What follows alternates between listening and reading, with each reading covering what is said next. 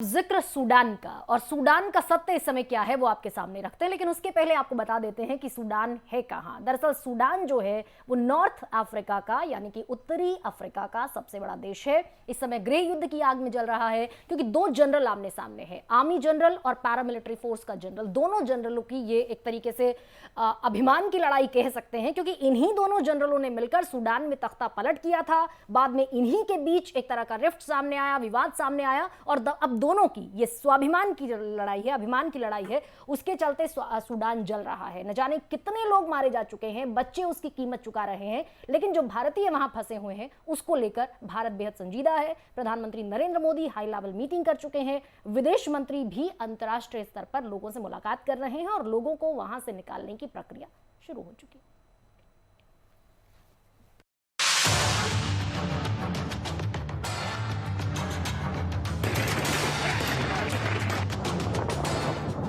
दो जनरलों की लड़ाई में सूडान जल रहा है।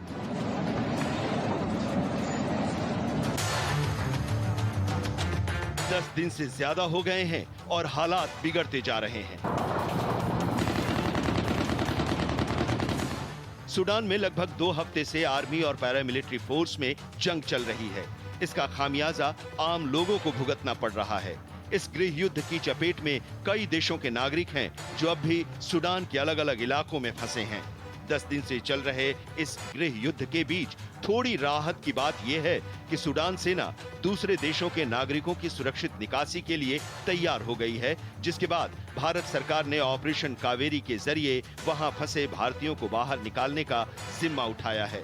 विदेश मंत्री एस जयशंकर ने सूडान में भारतीयों को निकालने की प्रक्रिया पर ट्वीट करते हुए लिखा कि सूडान में फंसे भारतीय नागरिकों को वापस लाने के लिए ऑपरेशन कावेरी चलाया जा रहा है।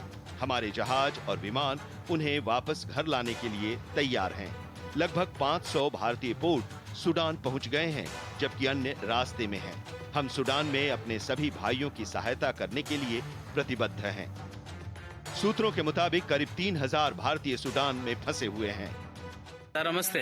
देखिए, हम इधर अल्पाशेर सूडान में अल्पाशेर सिटी में हम लोग 31 लोग 31 लोग हम पूरे यहाँ घर में गहराबंदी हो गए हैं। ये घर में हम लोग पूरे रुके हुए हैं। हम 4-5 दिन से समझो कि नर्क देख रहे हैं। जो यहाँ दीवार के आजू बाजू, ये देखो दीवार 7 से 8 फुट ऊंची है ऊपर, और ग्राउंडिंग है। हमने इस घर रेंट ले लिया और इस घर में हम लोग पूरे हैं। कम से कम 4-5 दिन से खाना पानी भी नहीं है ठीक से। जो हमारे पास था बचा हुआ था, थोड़ा बहुत खाया था हम लोग ने। बाद में 4 दिन से जो तोटी में पानी है वो पानी पिया था। अब तक हमारे को कोई सहायता नहीं है। और मेरा नाम प्रभु है। मैं जितना चाहिए उतना यहाँ का रिपोर्ट बना के मैंने सारी टीवी और न्यूज मीडिया को मैंने पहुंचाने का काम किया है। सारी न्यूज बनी है हमारे कर्नाटक से लेके अपना इंडियन न्यूज में, पूरे न्यूज में भेज दिया हूँ। इससे पहले पीएम मोदी ने सूडान में सुरक्षा स्थिति की समीक्षा के लिए एक उच्च स्तरीय बैठक भी की थी। कर्नाटक के 31 हक्की पिक्की आदिवासी भी सूडान में फंसे हुए हैं।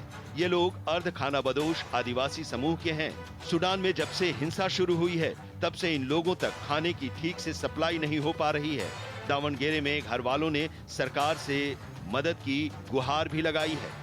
हमारे प्रधानमंत्री की बड़ी ज़बरदस्त कोशिश है कि तमाम हिंदुस्तानी जो इस समय सूडान में फंसे हुए हैं, जहाँ एक किस्म से गृह युद्ध हो रहा है between the paramilitary forces and the Sudanese army, उनको वहाँ से सुरक्षित रूप से निकाल दिया जाए। इसके लिए 2 हिंदुस्तान एयरफोर्स के हवाई जहाज़ को तैनात किया हुआ है और एक नेवल शिप को तैनात किया हुआ है। India has the capability, the strategic airlift capability and the sea capability, and Kaveri, which is the operation which is undergoing, that they will be evacuating through the naval ships. Our citizens are stranded there. 2 C-130 Hercules are also positioned, and in case more are required, more will be there. Bharat ने अपने नागरिकों को Sudan से निकालने के लिए जहां एक और ऑपरेशन कावेरी चलाया है, वहीं दूसरे देश भी भारतीयों को वहां से निकालने में मदद कर रहे हैं।